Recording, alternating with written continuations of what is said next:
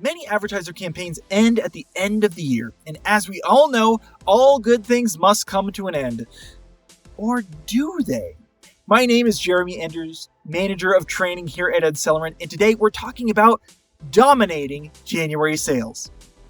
January revenue usually takes a dive because renewing at the end of the year is notoriously tough. After Thanksgiving, everyone kind of checks out or is in an eggnog-induced, turkey-infused stupor. And a lot of these campaigns that end at the end of the year have been going on for a while. And if you haven't been keeping them up to date with campaign updates and insights on a regular basis, they might not be so keen in meeting and renewing with you. But stuff like that is not going to stop you. The thing about January that makes it so tough for sales is simply psychology. At the end of Q4, in December, in November, there's that holiday rush of sales. Oftentimes, businesses live or die on the success of this Q4 sales cycle. And you know what? It's usually pretty good for most businesses. So businesses are feeling good, and they don't necessarily feel like they need something like advertising to help them out. And then January hits. And January, everything slows down for everybody. Consumers have purchasing fatigue and have kind of spent all the money they have, and they certainly don't want to spend more, so they tighten up their wallets, and thus businesses aren't seeing those inflows they were used to at the end of the year.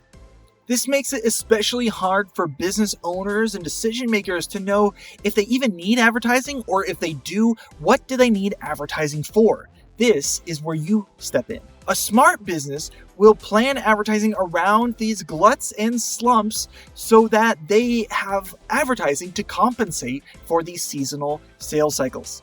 Another thing that really limits salespeople's potential at the beginning of the year is, they keep doing the same thing they've always been doing, prospecting and working in the same industry. Our best sellers universally work with all kinds of industries. Now, you might be saying, hey, I don't know anything about that industry. I can't prospect in another industry. I don't want to look silly and, that I don't know what I'm talking about. Or worst case scenario, they ask what kind of experience I have in their industry and I say none. Well, that's not a good case either. We hear you. That is why we have built out a whole course in the AdCellerant Academy all about selling to different kinds of industries in different ways. We talk about what trends are happening in those industries and what are the opportunities and landmines you can use advertising to help them capitalize upon or avoid to guide their business through the trends right now in 2024. We've also got seasonality guides, so you can read these guides and kind of know, hey, it's this time of year. I can see that right now this is hot, this is not. And so we can ask them questions about, hey, what is your plan for, Easter sales? Or what is your plan for the summer increase in sales and demand for this kind of product? What kind of advertising have you put around that? How are you generating demand and capturing the additional, people that'll be searching for your kinds of products? What's your plan around that?